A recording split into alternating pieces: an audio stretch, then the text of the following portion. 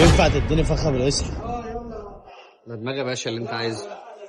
طيب ماشي، لو كده هتاخد مني كل قد ايه مثلا، او كل شهر كام، او في الاسبوع قد ايه، مش فاهم يعني انت عايز ايه؟ بس انا بتكلم بجد على فكرة، مش بهزر. اتكلم جد في ايه؟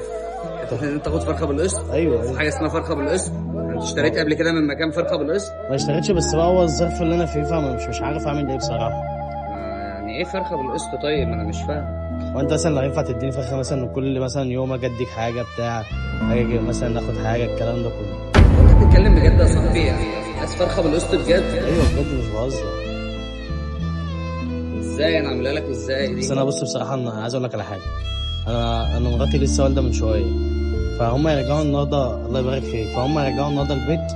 عايز بصراحه غير 10 جنيه دي، فمش فهم راجعين النهارده يا وحماتي وكده، فانا طبعا شكلي وحش، فما جبت لهمش حاجه ياكلوها النهارده. مش عارف اقول لك ايه والله يعني. طب انت منين ولا؟ انا من جنبك هنا، من شارع النخله هنا. طب بص، انا عارف ان انت ممكن تستغرب شويه من الموضوع، بس هو بصراحه مش مقتنع. ما لقيتش حل غير كده بصراحه يعني. وانا دفعت كل اللي وراه واللي قدامي النهارده في الحوار ده بصراحه. مفيش الاستاذ جاي عايز فرخه بالقسط، انا كنت مفكره بيهزر بصراحه، بس يعني بيقول ان عنده ظرف ومراته والده خد يا عم، ماشي